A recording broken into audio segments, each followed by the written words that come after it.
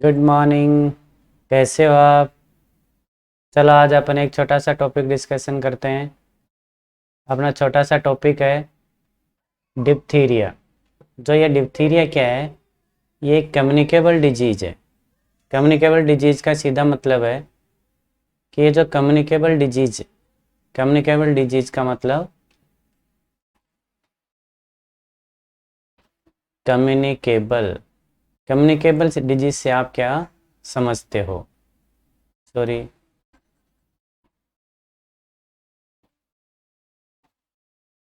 Communicable communicable मतलब ये क्या है?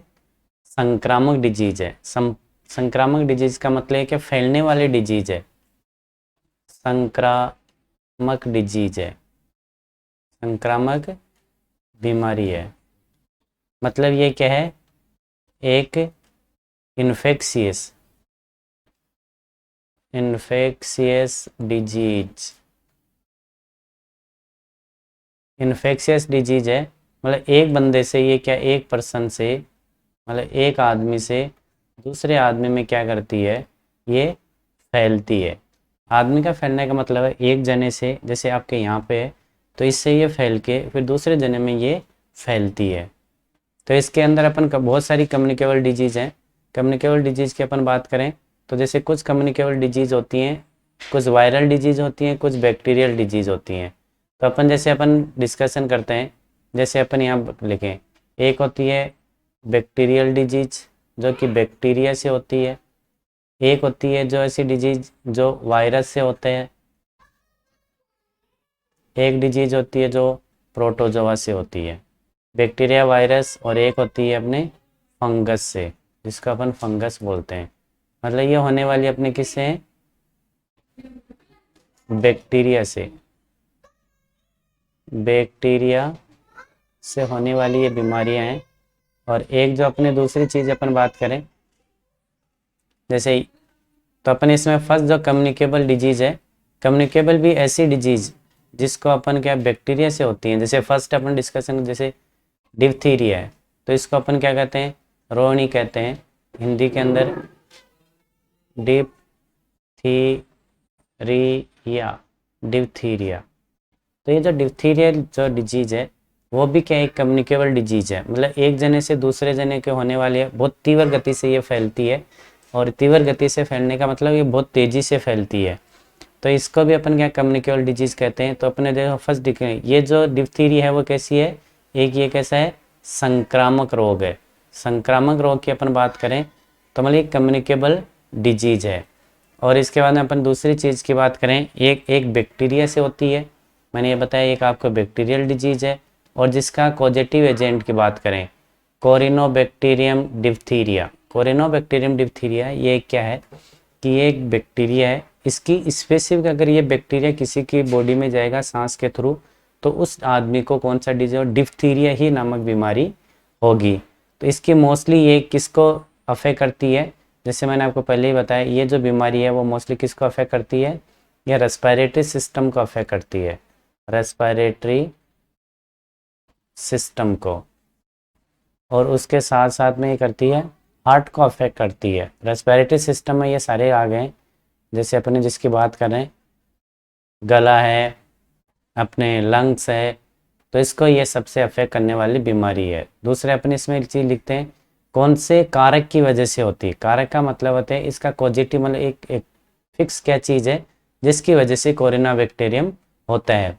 अब इसकी चीज़ में अपन कंटिन्यूटी में लेके आए। जैसे इसमें ऐसे क्वेश्चंस आते हैं कि क्वेश्चंस क्या बनता है, एक यहाँ पे क्वेश्चन बनता है आपका एमसीक्यू क्वेश्चन आता है। जो क्या होता है देखो, हम अपने यहाँ पे डिस्कशन कर लेते हैं।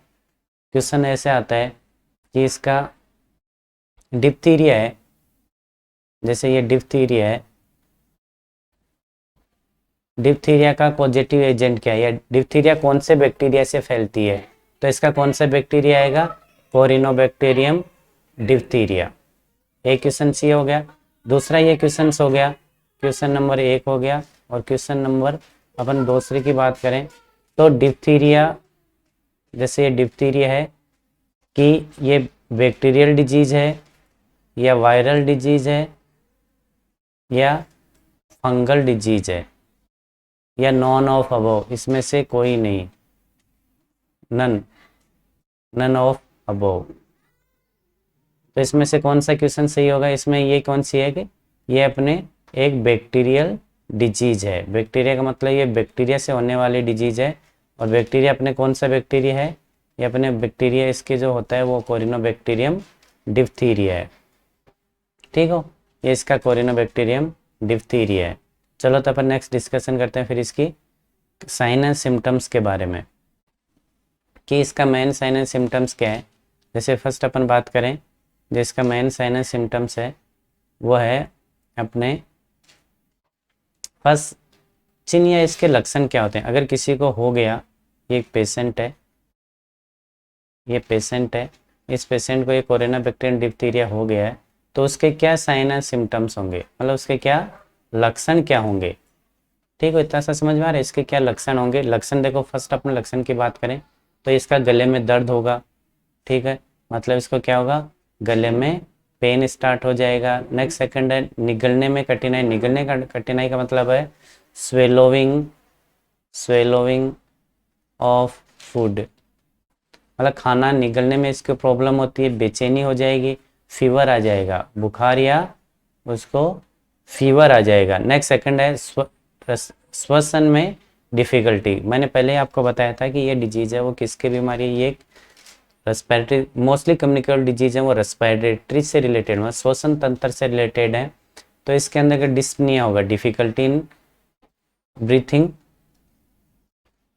डिस्पनिया मतलब डिफिकल्टी इन ब्रीथिंग, सांस लेने में तकलीफ हो, इसको डिस्पनिया बोलते हैं। ये भी आपके एग्जाम में क्वेश्चन आ सकता है कि जो ये प्रॉब्लम है, मतलब डिस्निया किसे कहते हैं। डिस्निया मतलब डिफिकल्टी इन ब्रीथिंग या श्वसन में कठिनाई। नेक्स्ट है आवाज़ में भारीपन। आवाज़ में भारीपन को अपन क्या कहते हैं, हॉर्सनेस वॉइस।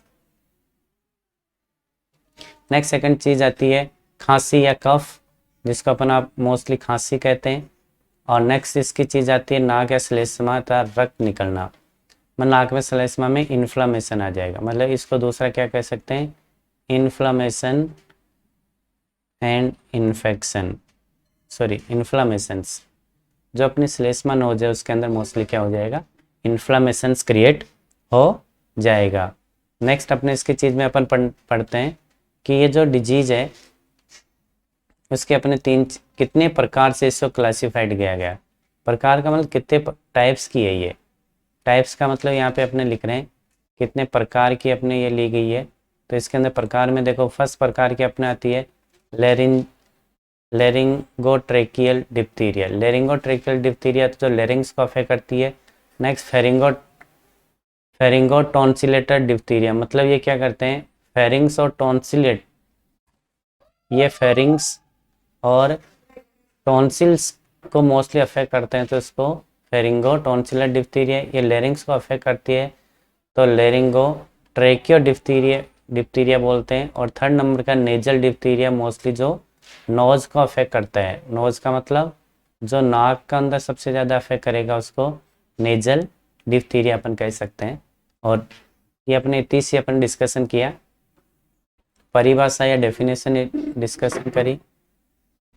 इसके बाद में दूसरी चीज़ अपने डिस्कशन करी इसका कॉजेटिव एजेंट। कॉजेटिव एजेंट की अपन बात करें तो इसका मेन कारक क्या है। थर्ड अपने डिस्कशन किया साइन एंड सिम्टम्स, आपका कोई भी कम्युनिकेबल डिजीज है तो इस हिसाब से ही लिखना है। नेक्स्ट अपने इसके लिखते हैं प्रकार हो गए। प्रकार के बाद में अपने लिखेंगे डायग्नोसिस क्या है। डायग्नोसिस के बाद में अपन लिखेंगे इसकी कॉम्प्लिकेशन क्या है। कॉम्प्लिकेशन लिखने के बाद में अपन इसके लिखते हैं इसका ट्रीटमेंट क्या है। ट्रीटमेंट मतलब इसका इलाज क्या है, कौन कौन सी मेडिसिन देते हैं। और जो कम्युनिकेबल डिजीज है उसको मेडिसिन के साथ में क्या अपन उसको वैक्सीनेशन क्या करते हैं। वैक्सीनेशन का मतलब उसको बचाव क्या करते हैं। चलो अपन नेक्स्ट डिस्कशन करते हैं इसके बाद में। नेक्स्ट डिस्कशन में अपन करते हैं इसके डायग्नोस्टिक टेस्ट कौन कौन से हैं जिससे अपन कंफर्म हो जाए कि ये क्या है, उसको ये डिप्थीरिया। जैसे नाक या गले का निरीक्षण करते हैं जिसको अपन बोलते हैं फिजिकल एग्जामिनेशन, ये हो गया फिजिकल एग्जामिनेशन हो गया। नेक्स्ट अपन बात करें कि जो श्लेष्मा निकलती है नाक से, उसकी अपन क्या करते हैं, टेस्ट करवाते हैं। नेक्स्ट आते हैं इसका जो कन्फर्मेटरी टेस्ट है, उसको अपन क्या बोलते हैं, सिक टेस्ट। सिक टेस्ट ये आपके MCQ क्वेश्चन आता है, या इस क्वेश्चन हो सकता है कि जो डिप्थीरिया है, डिप्थीरिया का कन्फर्मेटरी टेस्ट कौन सा है, कौन सा है। तो आपको कौन सा लिखना है उसके अंदर, आंसर में लिखना आपको जो 4th नंबर है, सिक टेस्ट, SCHICK।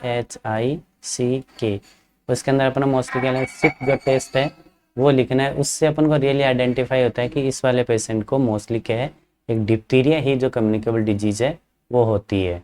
नेक्स्ट अपन इसके बाद में अपन डिस्कशन करते हैं कि डिप्थीरिया अगर किसी को हो गया है तो उसको और कौन कौन सी कॉम्प्लिकेशंस या जटिलताएं हो सकती हैं।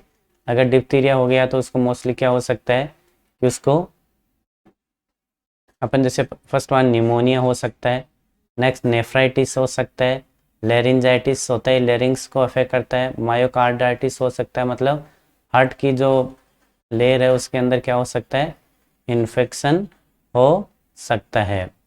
नेक्स्ट आता है पेरिफेरल न्यूमोनाइटिस हो सकता है। तो मोस्टली इसका जो मेन कॉम्प्लिकेशंस है वो एक तो है ये मायोकार्डाइटिस। ऐसा एग्जाम में क्वेश्चन आ सकता है, क्वेश्चन नंबर 1 बनता है कि मायोकार्डाइटिस किस डिजीज के कॉम्प्लिकेशन से होता है। तो आपको क्या लिखना है, डिप्थीरिया है। डिप्थीरिया का मेन कॉम्प्लिकेशन क्या है, डिप्थीरिया है, ये डिप्थीरिया, डिप्थीरिया का मुख्य कॉम्प्लिकेशन क्या है या जटिलताएं क्या हैं। मोस्टली मुख्य कॉम्प्लिकेशन और जो जटिलताएं होती हैं वो क्या है, वो अपनी क्या है, मोस्टली निमोनिया है। तो इसके बाद में अपन डिस्कशन करते हैं नेक्स्ट,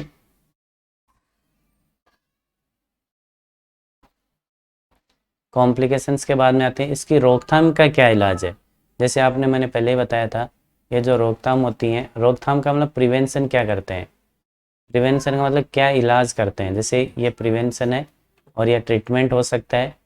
तो अपन जैसे यहाँ पे ट्रीटमेंट के बाद में बात करेंगे, पहले अगर किसी को डिप्थीरिया हो गई है तो इसके अंदर एंटीटॉक्सिन्स हैं, अपने मोस्टली बच्चों के अंदर है।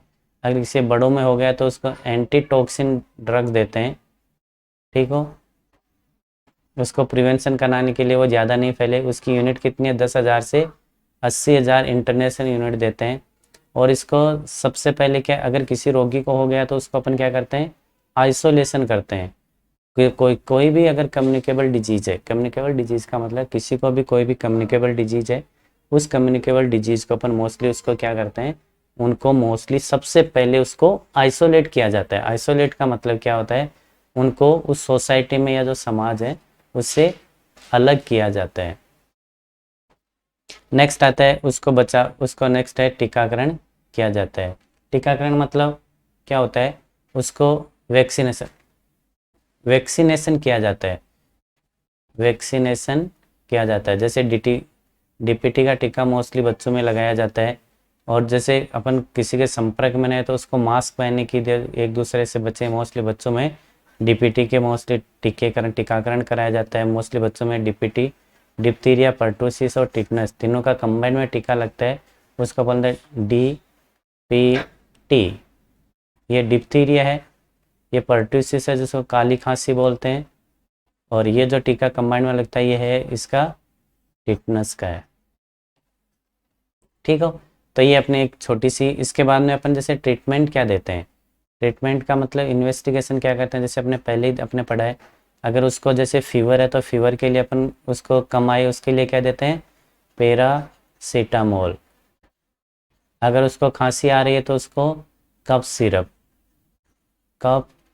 सिरप अपन देते हैं। जो कफ सिरप है उसके कफ को रिड्यूस करने के लिए कफ सिरप या पैरासीटामोल दिया जाता है। और ये एंटीबैक्टीरियल डिजीज़ है तो इसको एंटीबायोटिक देते हैं, एंटीबायोटिक्स देते हैं। और इसके बाद में उसको टीकाकरण कराने के लिए अपन क्या देते हैं, इसको डीपीटी के मोस्टली बच्चों में टीकाकरण किए जाते हैं। ये आपको इतनी सी डिस्कशन किया आपने। नेक्स्ट अपने छोटी सी एक डिजीज़ है, उसका अपन डिस्कशन करते हैं। अपनी डिजीज़ क्या है? पर्ट्यूसिस। पर्ट्यूसिस अपने मैंने पहले बताया, पर्ट्यूसिस को अपन कुकर खांसी भी बोलते हैं। ये भी सेम एक बैक्टीरिया से होने वाली डिजीज़ है। उस डिजीज़ का क्या नाम, उस बैक्टीरिया का क्या नाम है? बोर्टिडेला पर्ट्यूसिस नामक एक बैक्टीरिया होता है। इसकी वजह से मोस्टली क्या होता है? पर्ट्यूसिस या कफिंग वूफिंग कफ कहा जाता है। इसको मोस्टली 100 दिन की खांसी भी कहा जाता है। 100 दिन की खांसी भी कहते हैं। दूसरा इसका नाम है, अपन इसको कह सकते हैं काली खांसी भी कहा जाता है। काली खांसी भी कहा जाता है। तो ये क्या है कि यानी पर्ट्यूसिस भी क्या है? एक कम्युनिकेबल डिजीज है। कम्युनिकेबल में ये भी क्या होता है? एक जगह से दूसरी जगह फैलती है। इसको भी अपन इसको क्या कहते हैं? कम्युनिकेबल डिजीज कहा जाता है। ठीक है, ये भी कम्युनिकेबल क्या है? डिजीज है। डिजीज का मतलब ये भी क्या है? कम्युनिकेबल बीमारी है। मोस्टली ये भी क्या होती है? जो मोस्टली अपन जो पढ़ रहे हैं ये मोस्टली बच्चों में होने वाले डिजीज हैं। जो भी मोस्टली डिप्थीरिया, पर्ट्यूसिस, टिटनस, और उसके बाद में अपन डिस्कशन करें ये निमोनिया, मिजल्स, ये सारी चीज़ें। तो ये पर्ट्यूसिस हो गया। उसके बाद में इसका पॉजिटिव एजेंट क्या है? तो सबसे पहले अपने पढ़ा था ये, उसका इंट्रोडक्शन और परिभाषा में पढ़ा था। परिभाषा या फिर अपन इसको क्या कह सकते हैं? डेफिनेशन कहते हैं, डेफिनेशन। इसके बाद में दूसरी अपन पढ़ेंगे इसके पॉजिटिव एजेंट क्या है। पॉजिटिव एजेंट की अपन बात करें कि उसका मोस्टली कारक क्या है? एक फिक्स कारक होता है। उस फिक्स कारक की वजह से क्या होता है? ये जो मोस्टली होते हैं ये कम्युनिकेबल डिजीज़ होती हैं। जैसे इसका मोस्टली मेन पॉजिटिव एजेंट क्या है? मेन पॉजिटिव एजेंट है बोर्टिडेला पर्ट्यूसिस। तो ऐसा क्वेश्चन यहाँ बनता है कि जो बोर्टिडेला है उससे कौन सी डिजीज़ होती है जिसको अपन वोफिंग कफ बोलते हैं, ठीक हो, या कुकर खांसी बोलते हैं, या पर्ट्यूसिस बोलते हैं। तो पर्ट्यूसिस का पॉजिटिव एजेंट क्या है? बोर्टिडेला पर्ट्यूसिस। ये अपने मोस्टली 2 क्वेश्चन यहाँ बनते हैं। तो इसका जो आंसर है वो आपको क्या लिखना है? बोर्टिडेला पर्ट्यूसिस। इसका इंक्यूबेशन पीरियड क्या है? मतलब कितने दिन में ये होती है? जैसे कोई डिजीज़ है ज़्यादा फैलने वाली डिजीज़ का इंक्यूबेशन पीरियड क्या होता है? कम होता है। वो ज़्यादा क्या होती हैं? सीरियस बीमारियाँ होती हैं। मोस्टली ये जो जैसे अपने कोरोना है या कोविड है, उसका इंक्यूबेशन पीरियड बहुत कम है क्योंकि बहुत स्प्रेड से फैलती है। इसका इन्फेक्शन, इंक्यूबेशन पीरियड का मतलब है ये एक इन्फेक्शन है, ये इन्फेक्शन है। तो ये इन्फेक्शन कितने टाइम से आया और कितने दिन बाद में ये मोस्टली क्या हुआ? आने के कितने दिन बाद में ये मोस्टली क्या हुआ? ये इतने दिन इन्फेक्शन आया, और इन्फेक्शन होने के बाद में कब ये डिजीज यहाँ से स्टार्ट हुई? स्टार्ट का मतलब ये कब इसका डिजीज चालू हुई? तो इसको अपन जैसे जैसे इन्फेक्शन आया और डिजीज के कब साइन एंड सिम्टम्स आए, तो इनके जो ये जो पीरियड है इसको अपन क्या बोलते हैं? इंक्यूबेशन पीरियड कहा जाता है। पीरियड का मतलब टाइम है। इंक्यूबेशन टाइम का ये कितने दिन से होता है? 7 से 14 दिन। मतलब तो अपन कैसे वोफिंग कप का इंक्यूबेशन पीरियड क्या है? इसका इंक्यूबेशन पीरियड 7 से 14 दिन का है। नेक्स्ट अपन इसकी के कंटिन्यूटी में अपन डिस्कशन करते हैं कि इसका ये इतना आ गया। तो उसके बाद में इसके साइन एंड सिम्टम्स क्या हैं? साइन एंड सिम्टम्स का मतलब है इसके मोस्टली चिन्ह क्या है? चिन्ह कैसा हो सकता है कि इसके क्या लक्षण क्या हैं? लक्षण या सिम्टम्स क्या हैं?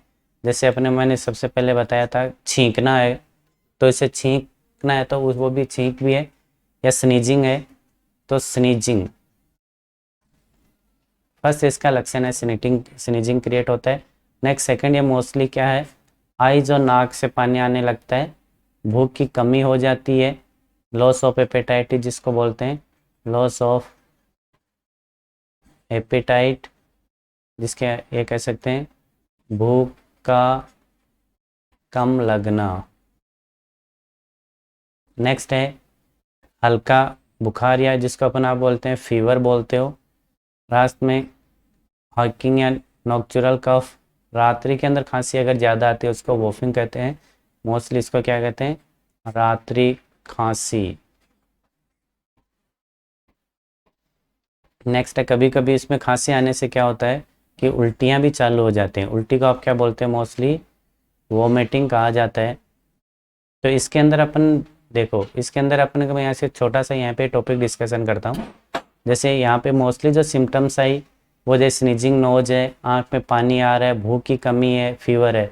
तो इसके अंदर भी अपन जैसे अपन ट्रीटमेंट की बात करें, जो माइनर ट्रीटमेंट की बात करें, तो ये माइनर ट्रीटमेंट के देखो फर्स्ट अपन ट्रीटमेंट एक नंबर अपन इसमें पैरासीटामोल देंगे, पैरासीटामोल। सेकंड अपन इसके अंदर कफ सिरप है, कफ सिरप अपन देंगे। नेक्स्ट अपन एंटीबायोटिक देंगे, एंटीबायोटिक्स देंगे। और इसके बाद में एक लीवोसिट्रिजिन देंगे। वो किसके लिए, इसके मोस्टली क्या होता है, ये जैसे भूख की कमी होती है। और लीवोसिट्रिजिन मोस्टली एंटी एलर्जिक ड्रग है, तो इसके लिए अपन एंटी एलर्जिक ड्रग जिससे नाक से पानी आना, छींक आना और जो कफ है या खांसी है वो भी इससे कम हो जाती है। नेक्स्ट अपन इसकी कंटिन्यूटी में अपन डिस्कशन करते हैं। कंटिन्यूटी में आपको समझ में आया, जो मोस्टली सिम्टम्स हैं, स्नीजिंग है, नाक से पानी आना है, फीवर है, भूख कम लगना है, रात को ज़्यादा खांसी आनी है, और खांसी कभी कभी आए तो उसके साथ क्या हो सकता है, उसको वोमिटिंग भी हो सकता है। तो इनके मोस्टली ट्रीटमेंट की अपन माइनर ट्रीटमेंट की बात करें कि आप भी एक नर्सिंग प्रोफेशनल्स हैं, तो आप लोगों को भी ध्यान रखना, मोस्टली अपन सिम्टोमेटोलॉजिकल ट्रीटमेंट करते हैं। सबसे पहले उसको अपन एंटीबायोटिक प्रोवाइड करेंगे, स्नीजिंग वगैरह उसके लिए एंटी एलर्जिक जो लीवोसिट्रिजिन है या वो देंगे, कफ सिरप देंगे, और एंटी पैरासीटामोल ड्रग्स है वो अपन इसको देते हैं मोस्टली। नेक्स्ट अपन इसकी बात करें कि इसका डायग्नोसिस क्या क्या करते हैं। डायग्नोसिस का मतलब कौन कौन सी अपन उससे जांच करवाते हैं। तो एक डॉक्टर है, तो उससे क्या क्या जांच करवाता है। डॉक्टर है, क्या इन्वेस्टिगेशन कराता है। इन्वेस्टिगेशन की अपन बात करें तो मोस्टली देखो, सबसे पहले उसको सीबीसी होती है, उसके बाद में वेब होता है, जो भी इसके गले का स्पुटम है,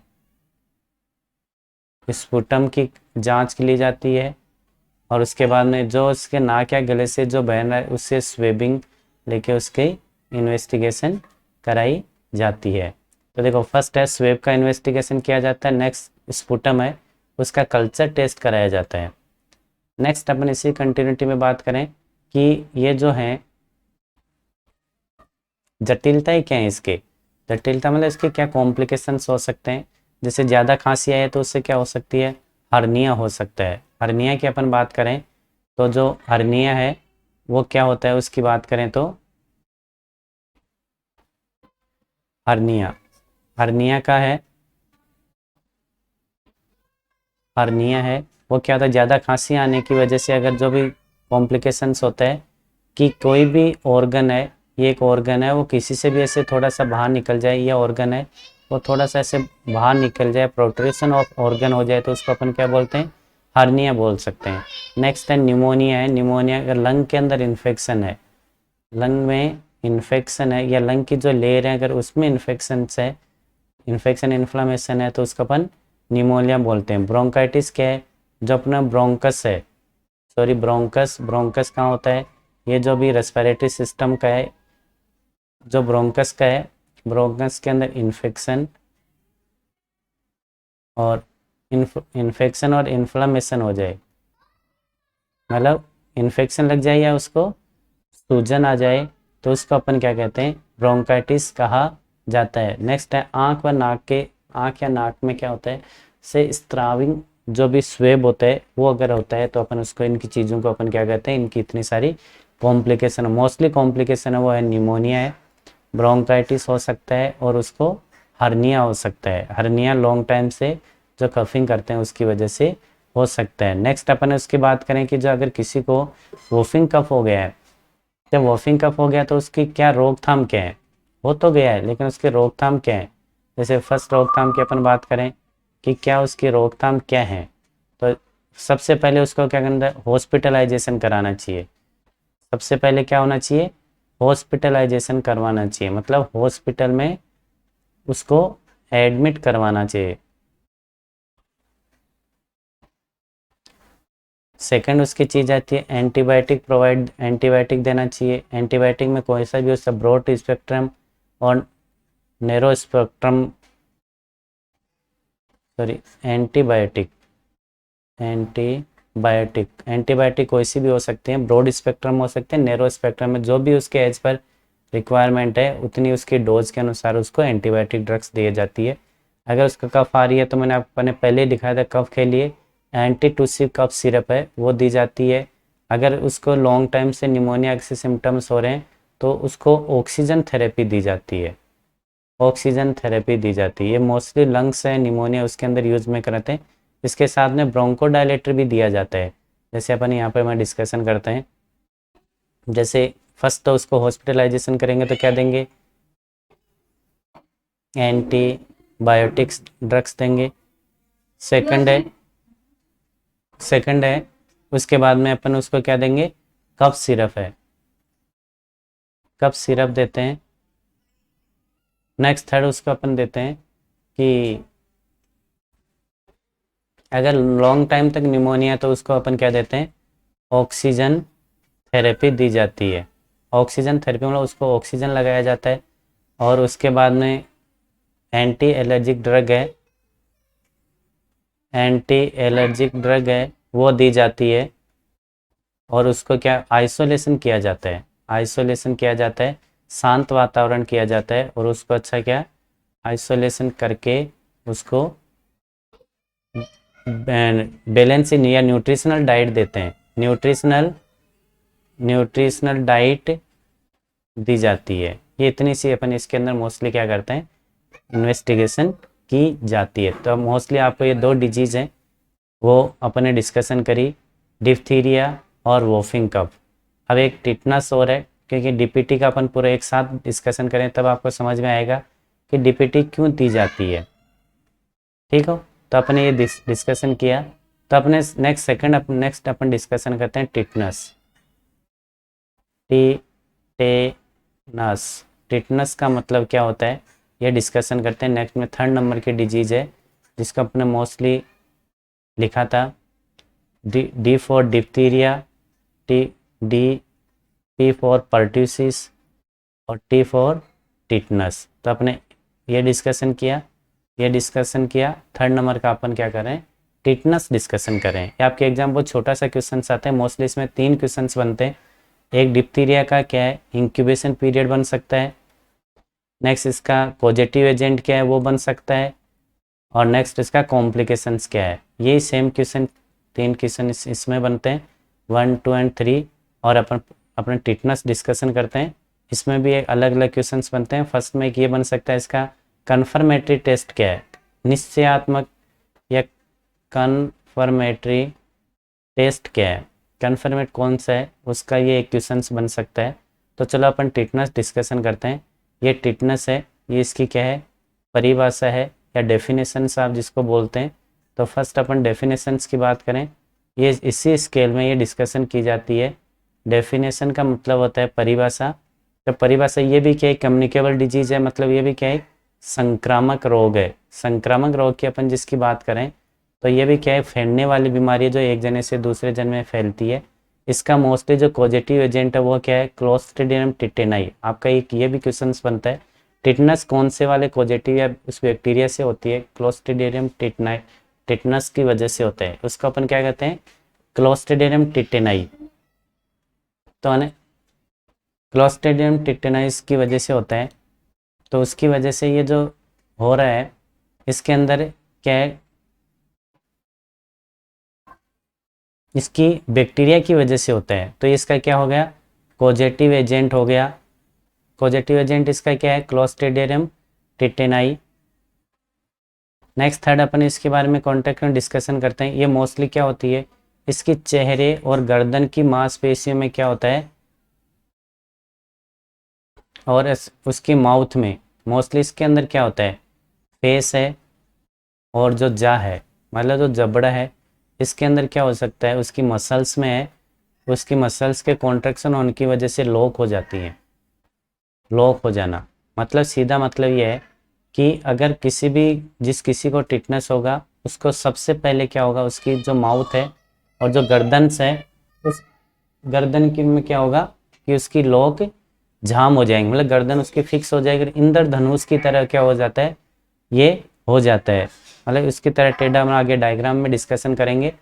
लॉक जा इसका मेन, अगर आपको ऐसा टिटनेस का मेन सिम्टम्स क्या है तो मेन सिम्टम अपन बोल सकते हैं टिटनेस के अंदर मोस्टली क्या, सबसे पहले उसकी लॉक है, ये जालो जो लॉक है मतलब जबड़ा है, ये जो जबड़ा सबसे पहले लॉकिंग होता है, मांसपेशियां होती हैं वो सारी कॉन्ट्रैक्शन मतलब सिकुड़ जाती हैं, तो एक उसका शरीर कैसा हो जाता है, इंद्रधनुष के आकार का। और इंद्रधनुष कैसे होता है, मोस्टली इस प्रकार के आकार का हो जाता है। ये आगे अपन डिस्कशन करेंगे। मोस्टली नवजात शिशु में अगर किसी को नवजात के या जिसको डिलीवरी हुई हो अभी भी उसके अंदर ये किसी में होता है अगर ये टिटनेस, तो उसको अपन क्या कहते हैं, टिटनेस नियोनेट्रम। न्यू बॉर्न के अंदर हो जाए या डिलीवरी होते ही थोड़े दिनों के बाद में जो उसको टिटनेस नियोनेट्रम बोला जाता है। और इसके अंदर इसके डायग्राम को अपन डिस्कस कर दिए, देखो टिटनेस के आकार के डायग्राम है, उसके अंदर देखो सबसे पहले माउथ है या नेक है इसके होती है, इसका शरीर देखो ऐसे इंद्रधनुष की तरह हो जाता है। और इसके मोस्टली क्या होता है, इसके अंदर सबसे पहले क्या होता है, मसल्स का कॉन्ट्रैक्शंस की वजह से होते हैं। इसके अंदर क्या होती है, मसल्स होती हैं, उसका कॉन्ट्रैक्शन होता है। कॉन्ट्रैक्शन का मतलब सिकुड़ना होता है, सिकुड़ती हैं। और दूसरा इसके अंदर मेन सिम्टम्स क्या था, लॉक जा, मतलब उसका जबड़ा क्या था, जबड़ा क्या हो जाता है, लॉक हो जाता है, मतलब जबड़ा बंद हो जाता है। और इसके तीसरी अपन इंद्रधनुष की तरह, मतलब टिटनस के आकार की है, इंद्रधनुष की तरह, इंद्रधनुष के आकार का उसकी क्या हो जाए, बॉडी हो जाती है। वो किसकी वजह से, क्योंकि उसका शरीर क्या होता है, अगर मसल्स का खींचते हैं, जैसे मसल खींचते हैं तो शरीर उसका पूरा इंद्रधनुष की तरह हो जाता है। और इसके बाद में इसका अपने डिस्कशन किया तो वो सेम चीज़ें हैं कि मोस्टली जो ऊपर ने अपने डिस्कशन किया है, डिस्कशन क्या किया है, इसका पॉजिटिव एजेंट क्या है, क्लोस्ट्रिडियम टिटेनाई है, जिसका मेन क्या है, पॉजिटिव एजेंट है। इंक्यूबेशन पीरियड है मोस्टली 1 दिन से लेकर कई महीनों तक हो सकता है, मोस्टली 3 डेज से 21 दिन तक होता है। तो इसका मतलब सीधा मतलब क्या हो गया कि इसका पॉजिटिव एजेंट क्या है, पॉजिटिव एजेंट की अपन बात करें तो क्लोस्ट्रिडियम, क्लोस्ट्रिडियम क्या होता है, क्लोस्ट्रिडियम टिटेनाई होता है, क्लोस्ट्रिडियम टिटेनाई होता है। इसके अंदर सबसे पहले क्या होता है, लॉक जा होता है, और उसके बाद में मतलब जबड़ा क्या होता है, जबड़ा बंद हो जाता है, मतलब लॉक हो जाता है। नेक्स्ट इसी कंटिन्यूटी में अपन डिस्कशन करते हैं कि ये जो लॉक जा हुआ उसके बाद में इंक्यूबेशन 3 दिन से लेकर और कितने दिन तक हो सकता है, 21 दिन तक हो सकता है। नेक्स्ट इसके कितने प्रकार के ये क्या होते हैं, टिटनेस हो सकता है, तो इसमें अपन को ज़्यादा गौर नहीं करना है कितने प्रकार का होता है, आपके मोस्टली इसको याद करना है। ये हाई लेवल का क्वेश्चन है, आपके एग्जाम में इतना क्वेश्चन नहीं आता है कि कितने प्रकार के ये लॉक होते हैं। जैसे फर्स्ट अपनी बात करें, एंटिकुस टिटनेस होता है, शरीर इसमें क्या होता है, पीछे की तरफ मुड़ जाता है। नेक्स्ट है सिफिलिक टिटनेस होता है, ये मोस्टली क्या, सिफिलिक का मतलब हेड से रिलेटेड है, मतलब ये सबसे पहले एंटिकस मतलब शरीर पीछे की तरफ मुड़ जाता है। नेक्स्ट सेकंड की अपन बात करें, मोस्टली हेड में होता है, मतलब सिफिलिक कहाँ होता है, हेड को बोलते हैं। तीसरा अपन क्या, क्रोनिक टाइप का हो सकता है, क्रोनिक मतलब लॉन्ग टाइम से अगर बात करें तो उसको क्रोनिक हो सकता है। सिफिलिक मतलब हेड से रिलेटेड लोकल टिटनेस है, मोस्टली कुछ जो मांसपेशियां जहाँ पे मोस्टली जख्म हुआ है तो वहाँ पे क्या हो सकते हैं, मोस्टली ये इसकी लॉकिंग हो सकती हैं। और नियोनेट्रम टिटनेस का अपन जिससे बात करी थी वो थी किसमें, नवजात शिशु में के अंदर, जैसे अपन लिखते रहते हैं नवजात शिशु के अंदर अगर हो तो उसको अपन क्या कहा जाता है, मोस्टली नियोनेट्रम टिटनेस कहा जाता है। पोस्ट ऑपरेटिव टिटनेस हो सकता है, पोस्ट ऑपरेटिव का मतलब होता है अगर किसी के अंदर ऑपरेट हो उसके बाद में हो, पोस्ट का मतलब बाद के अंदर होता है, अगर किसी में ऑपरेट हो उसके बाद में अगर टिटनेस हो जाए तो होता है। इसलिए मोस्टली टिटनेस से होते ही अपन किसी भी को वुंड और घाव होने की वजह से अपन क्या करते हैं, जैसे ये वुंड है, वुंड का आप क्या कहते हो, घाव कहते हो। घाव या चोट लगने से सबसे पहले किसका टीका लगवाते हैं, टिटनस का, टिट्टी का, जिसको अपन टिटनस टॉक्साइड बोलते हैं ना, टिटनस टॉक्साइड। थोड़ा सा भी लगे या लग गई कहीं पे तो सबसे पहले क्या है, टिटनस टॉक्साइड लगाते हैं। मोस्टली टिटनस जो फैलता है वो किसके होता है, सोइल है, जो मिट्टी है उसकी वजह से फैलते हैं। और इसके बैक्टीरिया कहाँ रहते हैं, सोइल के अंदर रहते हैं। तो इसलिए किसी को भी वुंड या घाव हो जाए तो कभी भी उस पर मिट्टी नहीं लगाएं। तो मोस्टली टिटनस डोर्सिलिस भी होता है, टिटनस लेक्टोरिलिस भी होता है, बहुत से प्रकार टाइप्स ऑफ टिटनस होते हैं। नेक्स्ट इसके लक्षण क्या होते हैं, अगर किसी को टिटनस हो गया तो क्या लक्षण होते हैं, मोस्टली ये 3 दिन से लेकर और 21 दिन तक का इंक्यूबेशन पीरियड इसका कितना था, 3 दिन से लेकर 21 दिन या कई महीनों तक हो सकता है, दिन या ओब्लिक मंथ तक हो सकता है, महीनों तक हो सकता है। तो इसके अंदर मोस्टली जो मुस्क के जो लक्षण पाए जाते हैं वो इस प्रकार है। नवजात का अत्यधिक रोना, अगर छोटे टिटनस नियोनेट्रम है मतलब छोटे बच्चों में हुआ तो उसको क्या करेगा, वो सबसे ज़्यादा रोएगा। फीडिंग उसको क्या होगी, फीडिंग लेने में से मना करेगा, मतलब उसको ब्रेस्ट फीड नहीं ले पाएगा। ब्रेस्ट फीड क्यों नहीं ले पाएगा, क्योंकि उसके माउथ के अंदर क्या लोग क्या होते हैं, ब्रेस्ट फीड क्यों नहीं ले पाएगा टिटनस के, क्योंकि उसके माउथ के जो जा लोग हैं, जा क्या हो जाएंगे, लॉक हो जाएंगे। उस लॉक होने की वजह से वो सक नहीं कर पाता है, मतलब ब्रेस्ट को सकिंग नहीं कर सकता, उसकी वजह से होता है मोस्टली मांसपेशी में क्या हो जाता है, ऐंठन आ जाती है। एक होता है ये इसका मोस्टली सिम्टम है ओपिस्थोटोमस पोजीशन है, इसके अंदर पीठ और गर्दन की मांसपेशी में ऐंठन आता है। ओपिस्थोटोमस पोजीशन जो इंद्रधनुष के आकार की थी, इसके अंदर मोस्टली क्या होता है, पीठ की और गर्दन की मांसपेशी में क्या होता है, कॉन्ट्रैक्शन आता है। नेक्स्ट इसके हो सकती है श्वसन में डिफिकल्टी हो सकती है, साइनोसिस मतलब लेक ऑफ ऑक्सीजन हो सकता है, लेक ऑफ ऑक्सीजन। तो स्किन क्या हो सकती है, स्किन थोड़ी येलो कलर की हो सकती है। नेक्स्ट इसी कंटिन्यूटी में अपन बात करें तो टिटनस है, उसके क्या मेन साइन एंड सिम्टम्स क्या होते हैं। मोस्टली जो टिटनस होता है वो अपने पढ़े थे जनरली, जो किसके, नियोनेट्रम टिटनस के पढ़े थे। जैसे ऊपर वाले अपने पढ़े ये किसके हैं, नियोनेट्रम, अपने वेरियस टाइप्स के पढ़े थे, जिसके अंदर ये मोस्टली बच्चे में, छोटे बच्चों में हो जाए या नवजात में हो जाए, तो वो नवजात में होगा तो उसके ये सिम्टम्स क्या होंगे, होंगे।